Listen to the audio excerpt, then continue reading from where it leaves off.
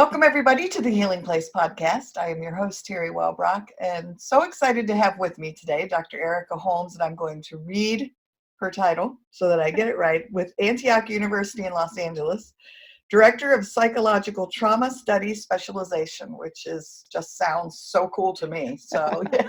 Welcome. Thank you. Thank you for having me. So glad to be here. Yes, I'm really excited about our conversation and all that we're going to touch upon today, which I'm hoping you'll talk about your book some, and obviously trauma and healing. So, talk to us about what it is you've been doing. Well, over the years, I've been doing many things.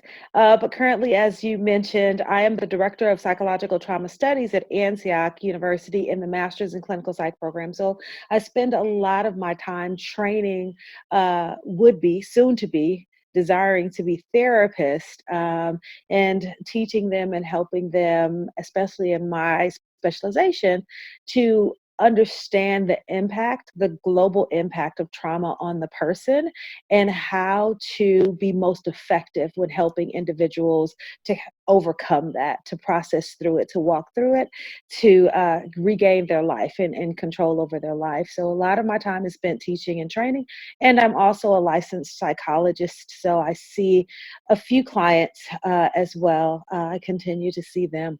And so this has been a passion of mine for over 20 years now.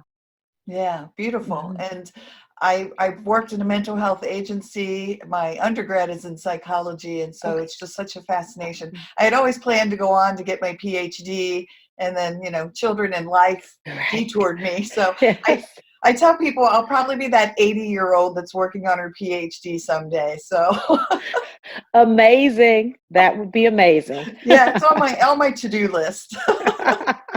So yeah, you're my hero, and I think it's wonderful what you're doing, and especially about educating others about trauma, and as they go out into the world to work with clients.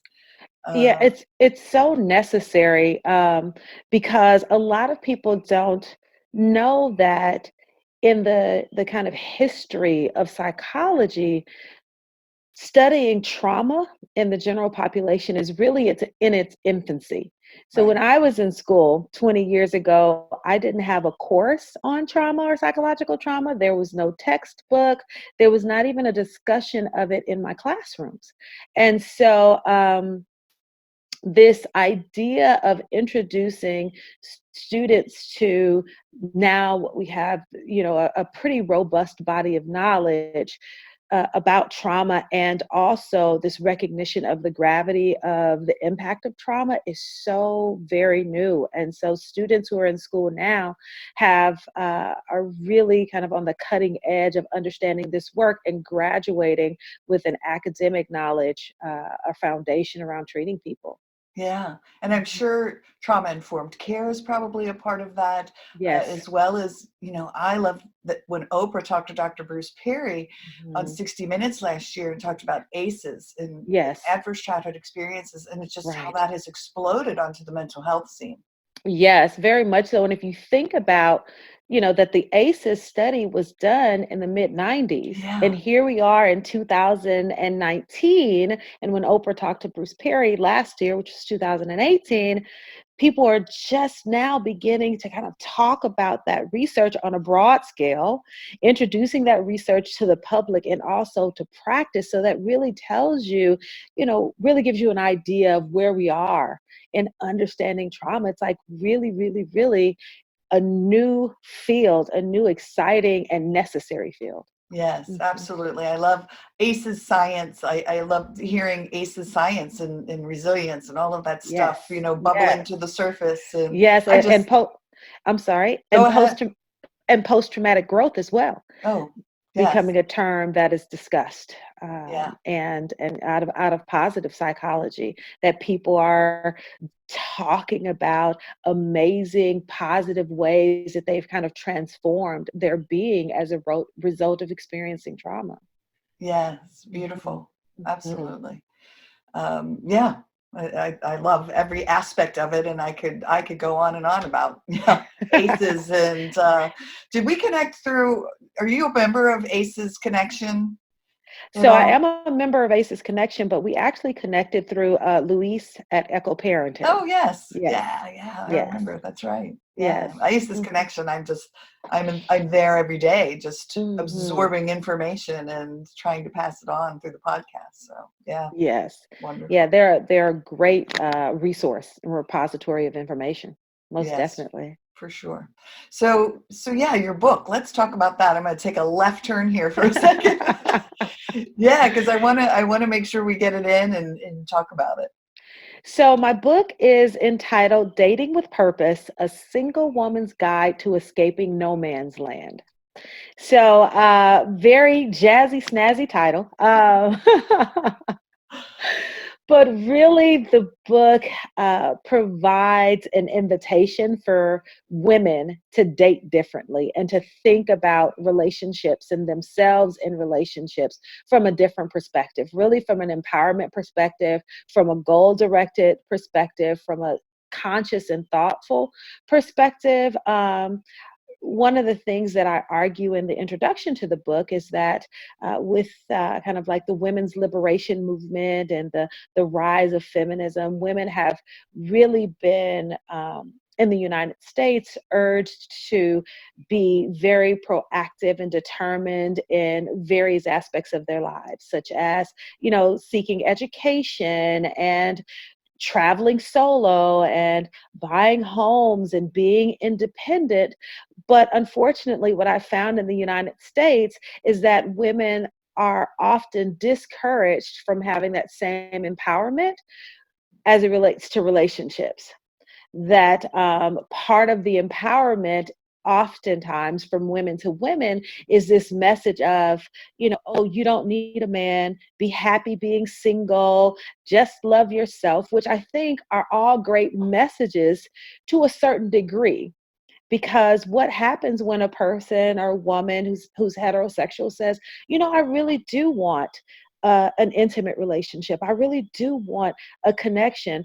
Oftentimes, that message, if there is kind of a purposeful move towards that, is negatively interpreted as desperate, that you're chasing after a man or a relationship. And I argue that that's not the case, and it doesn't have to be the case. And there's a difference between dating with purpose and dating out of desperation. And that as women, as we have put energy into achieving in all other aspects of our lives, we have permission to put that same determination into seeking and cultivating the relationships that we desire. And we should have permission to do that. And so Yeah. that's what the book does. And it's actually a workbook. I must say that. I don't have workbook in the title.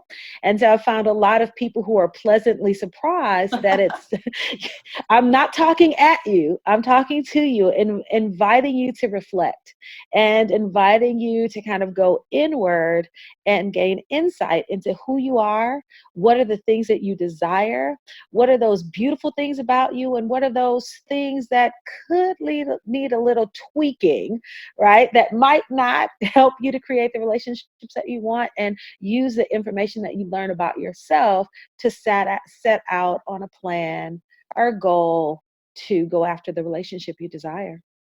Beautiful. And I Mhm. loved when I read, I get maybe it was the media kit or the press release of it. It's self-discovery, self-acceptance, self-empowerment. Yes. And what those three things are just, well, all of us need to have that in our lives, obviously. But yes, yeah, what a great way to look at it and great philosophy. Yes, yes. And I mean, and we need those things to go into a relationship as a whole person.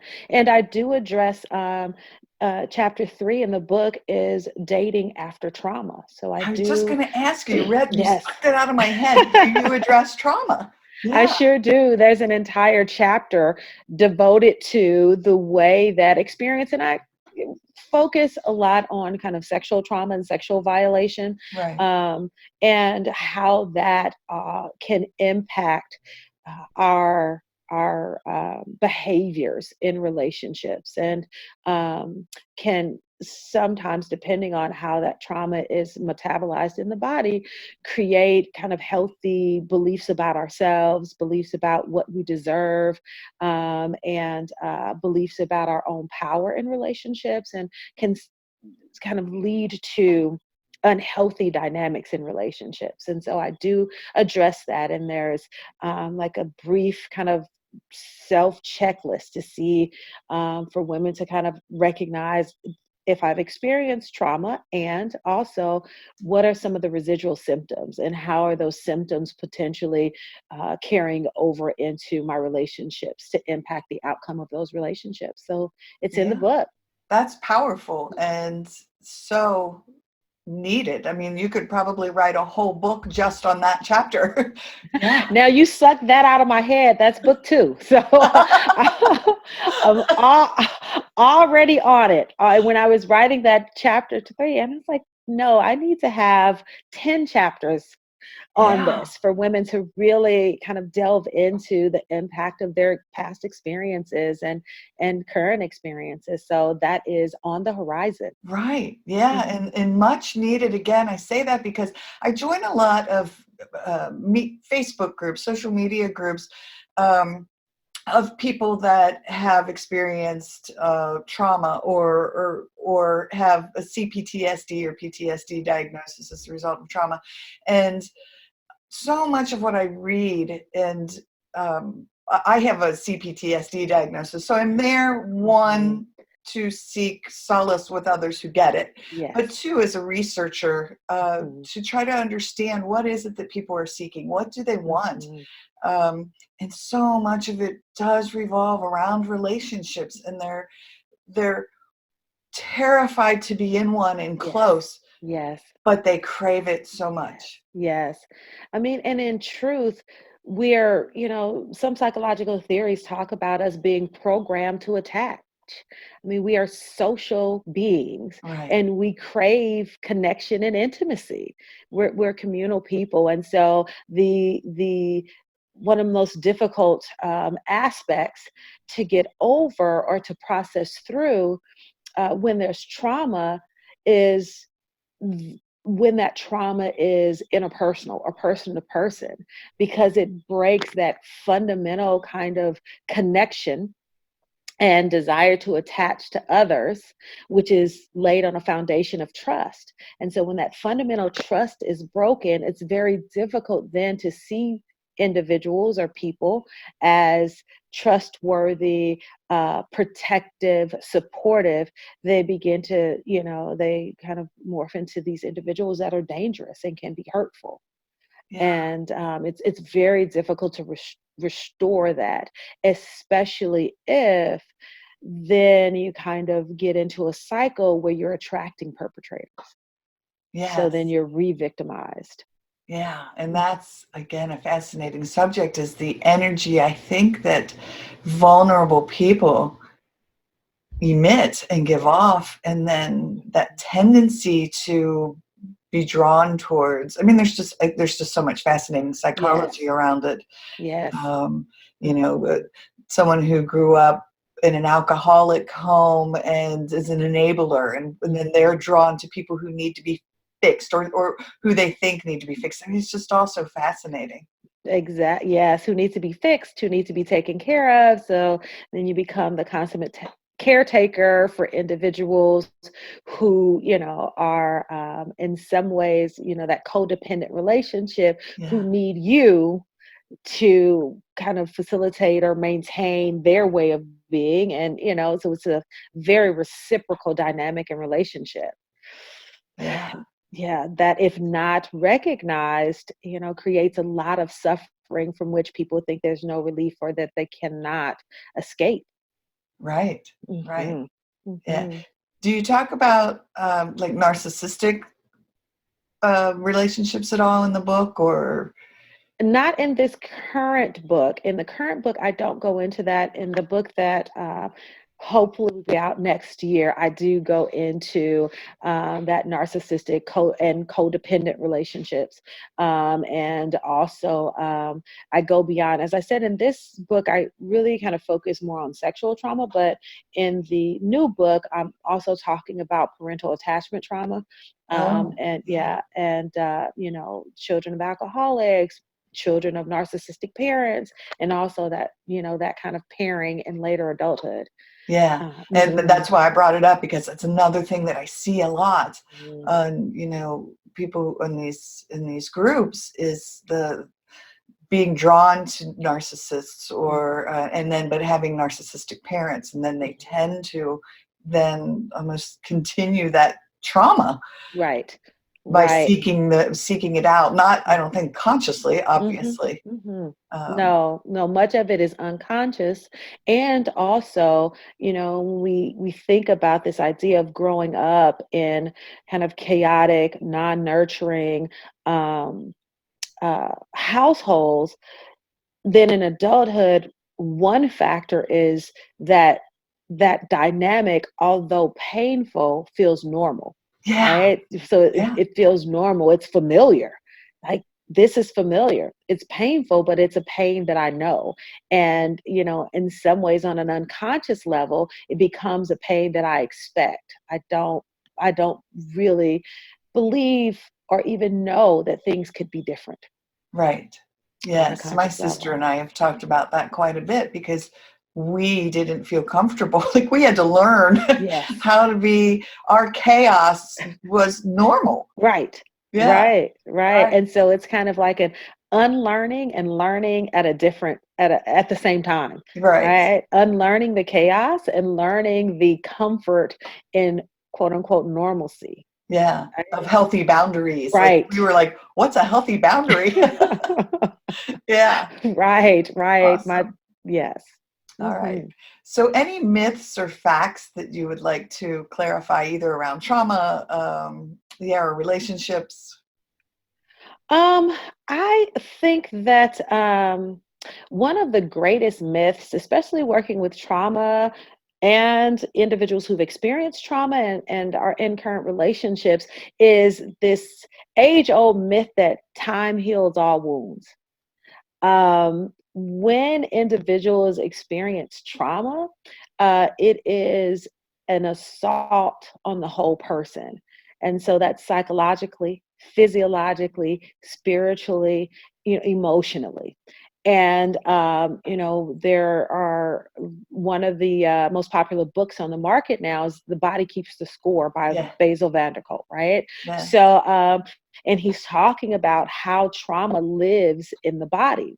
And without that being processed through the body, it stays there. And so it shows up or can manifest in a number of ways. And so oftentimes, the long term impacts, especially when one has experienced complex traumatic experiences through childhood, time doesn't take that away. no, You can have a reduction in some symptoms, but the legacy of that lives on without it being recognized and processed and worked through. So that's one of the major myths that I like to dispel. And I'll go further to say it's one of the first things that I found when I began working with women and most of my practice has been with women, and adulthood has been with women. And I found that with a lot of women, they who especially who had experienced childhood trauma or some early assault in their young adulthood, that many of them will come to see me in their mid 30s, early 40s, and they had pretty good lives. In various aspects of their lives. They were doing pretty well in many aspects of their lives, but relationally, they had often had difficulty forming, creating, maintaining healthy relationships or attachments. And that's where their trauma history was showing up. And that you mentioned it, a lot of them, there was a lack of an understanding of boundaries. Either the boundaries were so rigid that no one could get past them, or there were no boundaries at all. They were so diffuse that the boundaries were completely invisible and unspoken and unrecognized or unknown. And so and not knowing or believing that they deserved to have needs, to have wants, to, create an atmosphere where they're also taken care of. And many were like, I'm 40. That happened when I was 10, or my father or my mother left when I was 13. I should be over it. I thought I was over it.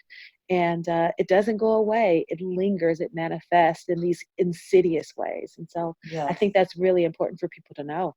Yeah, for sure. And I say amen, because I had horrific trauma in my childhood and then experienced severe panic attacks for the next 25 years. Mm-hmm. And it wasn't until 2013 that I finally found my way to EMDR therapy. Yes. And it took 4 years, 98 sessions to process that trauma. But as I've said before on the podcast, that it was that stored negative energy, and all of that was in me. And I had to work through trauma by trauma and going back to them, but finally being able to, release that from my body and spirit, and everything was attached to it. So yes. Amazing. And I applaud you for doing that work, because it's not easy.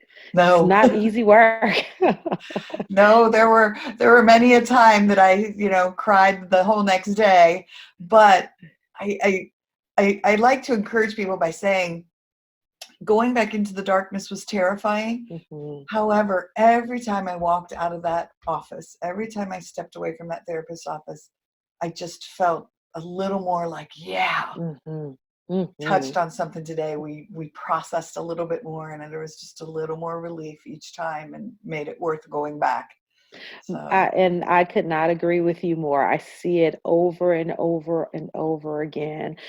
Because in truth, whether you do it in a therapist's office or you never go to therapy, the pain still lives. At least when you're doing something like EMDR or some other, type of psychological therapy that helps you to process it through the body, you're experiencing that pain with some relief. Every time there's some relief. Absolutely. And there's a light. There's a light at the end of that. So. Yeah. Yes. Amen and hallelujah. All right. So I'm going to throw one of my favorite questions at you here randomly, right in the middle of all of this trauma talk. But I come, as the questions pop into my head, I'm like, all right, I'll ask this one. So if you could meet anyone in the world, dead or alive, to help you with your continued journey, and whether that's professionally or personally or both, who would it be? That is such a wonderful, wonderful, wonderful question. And if I had to pick one person, I think that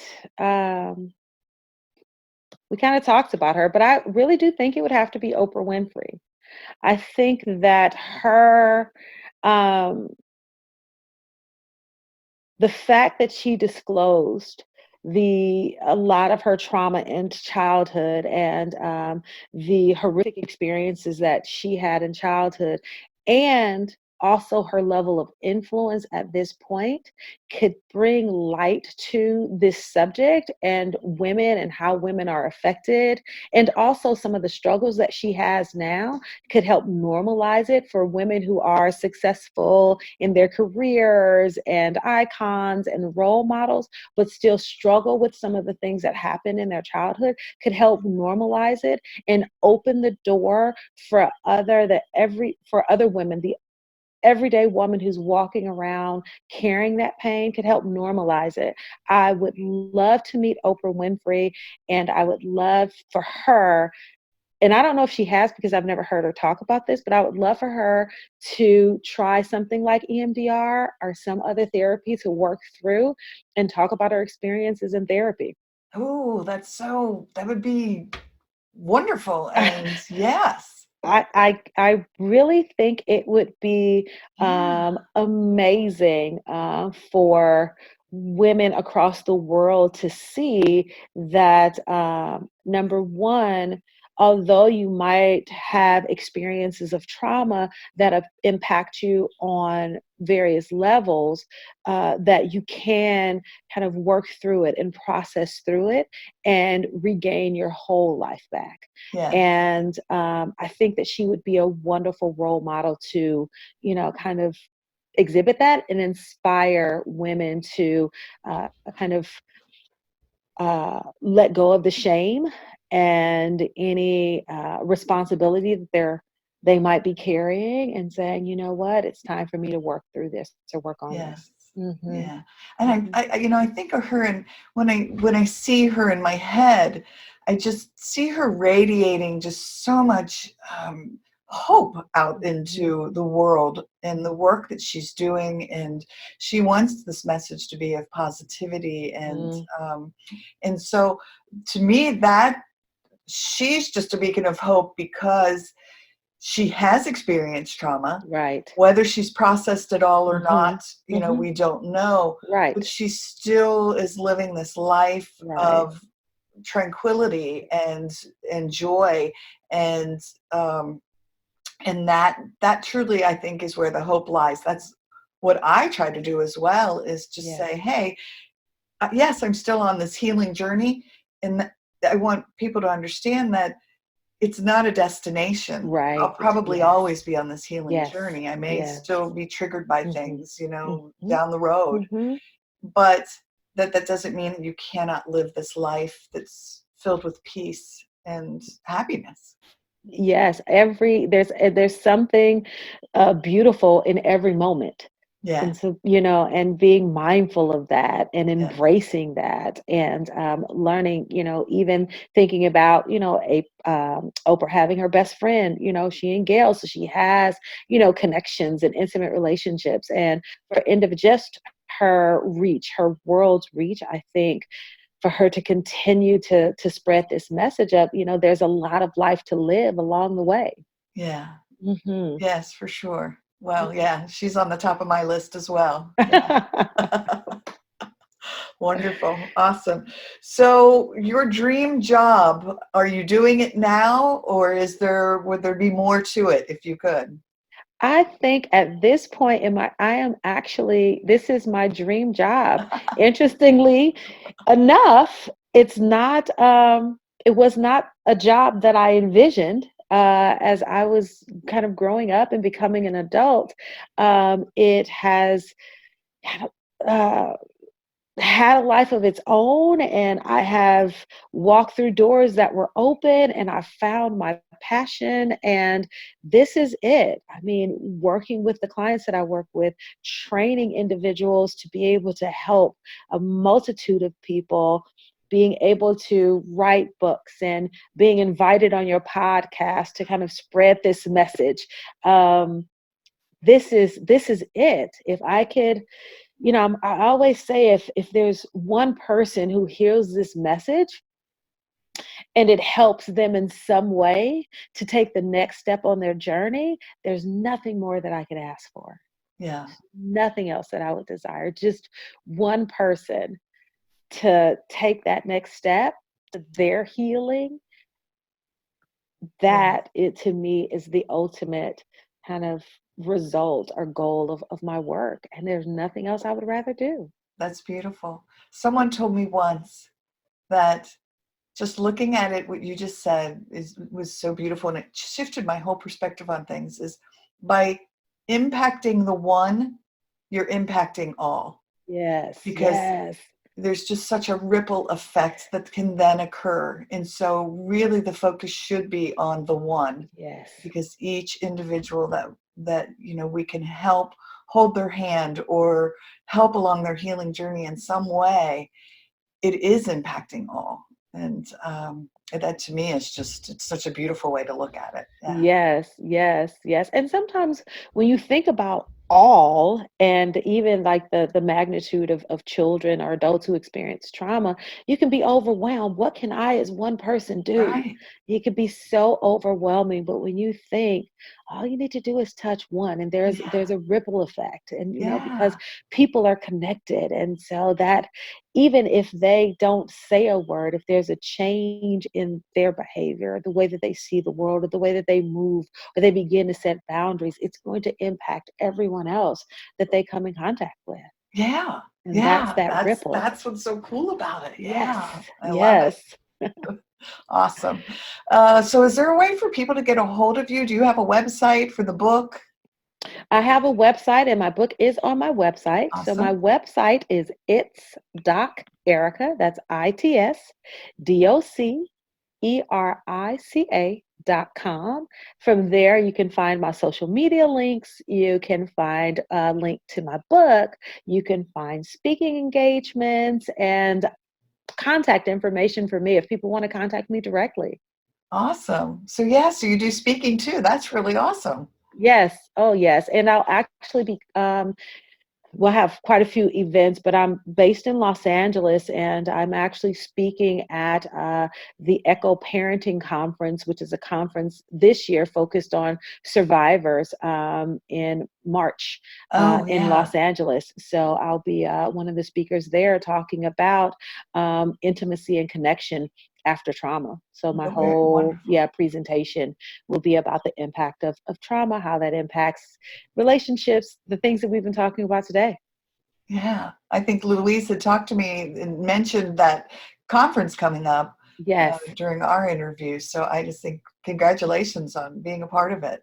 Well, thank you very much. And individuals can just Google Echo Parenting Los Angeles. It'll take you to the website, and people can see the conference information there. Okay. Wonderful. Go see you. Yay. Yes. That's awesome. All Yes. right. So is there anything else? Let me look at time and see how we're doing pretty good. That's awesome. Anything else that you wanted to touch upon that we haven't yet had an opportunity to discuss? Let me see. I guess the only thing that I would like to reiterate is and you touched on it, just reiterating for anyone who might be listening or watching, um, kind of remembering the hope, and that and that it is a journey, and it is, even though individuals might be struggling at this moment in time, or still have some struggles, that there's a lot of life to be lived. There's still a lot of beauty that they can spread through the world, and to take advantage of each of those moments as they continue on their journey. That trauma is not the end, and for many it's actually the beginning and a Yeah. discovery, right? It's the Yeah. beginning, and it's a discovery of something new and things about themselves that they didn't even know were there. So to hold Yeah. on to that. Beautiful. And I'm just going to throw out another one, and because I wanted to come back to it and it went out of my head, but now it's back. Was at the beginning you had talked about, again, I'm drawing a blank on the name, but like growth after Oh, trauma. right, Yeah, post-traumatic growth. can you talk about that just a little bit? Oh, sure. So post-traumatic growth is this concept that came out of positive psychology in the late 90s. And it is the idea that many individuals, will, as they're going through the journey of processing and recovering and rebuilding their life after some traumatic event or traumatic events, many individuals will begin to report different ways or are new ways of looking at themselves and life that they did not have prior to the trauma. And they will attribute this kind of transformation that they experience directly to the trauma. that had this trauma not happened, they might not have reevaluated their lives. And there are areas that the research has discovered that many people kind of talk about being transformed in. Things like their priorities, their relationships with individuals or people, reconnecting to their spiritual source. Finding a new passion. I actually teach a course in post-traumatic growth, and I have students, once they learn this concept of post-traumatic growth, to find, now that they know it, find individuals and have an assignment around them, identifying individuals who, although they might not use the word, will exemplify the concept. So, for example, in the class, I use Candace Lightner. So people aren't really like, oh, that name sounds familiar. She's the woman who created Mothers Against Drunk Driving. Oh, yeah. Her 8-year-old daughter, I believe it was in the 70s when we had, in the US, we had very limited drunk driving laws. Her 8-year-old daughter was walking home, and there was a gentleman who had just been released from his latest DUI arrest. He had had multiple, was drunk behind the wheel, swerved, and actually killed her daughter on the road. Oh my goodness. And I believe before that, she was either a secretary or a homemaker, one of the two. And it was the experience of losing her daughter to this drunk driver that inspired her to become a lobbyist, to become an advocate, and to develop the largest organization committed to advocating and creating stronger laws against drunk driving. Wow. She's, lobbying, went to Washington, D.C. lobbying. And so she, if you look at her older interviews, she'll talk about the pain still exists. So one of the most important tenets of post-traumatic growth is that post-traumatic growth and the pain of trauma are not mutually exclusive, that individuals can feel and still experience both. It's not that the pain and the experience of the trauma goes away and now I've grown. It's that even in the midst of still processing or working through it, being impacted through this trauma, there's something new in me that's also developing. Yeah. It's almost like the trauma is a catalyst. Yes. And like an awakening happened. Right. Yeah. And so the prominent two researchers are Calhoun and Tedeschi. They've written a book called Post-Traumatic Growth. And one of the things that the theory is that basically when you experience trauma, it kind of shatters your old assumptions about the world and yourself. Yeah. And that part of processing through trauma is the rebuilding of that idea of self that was shattered. And it's through the rebuilding that there's something new that can develop or rise to the surface. Yeah.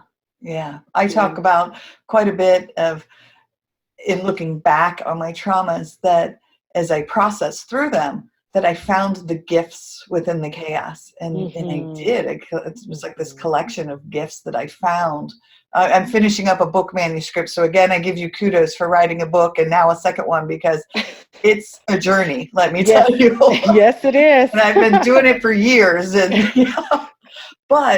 and I talk about, or each chapter is set up. So I talk about a traumatic event from my first 22 years of life. But then in each chapter, I'll talk about something that I found within that trauma, whether it was strength or courage, or that there is something to be found. Yes.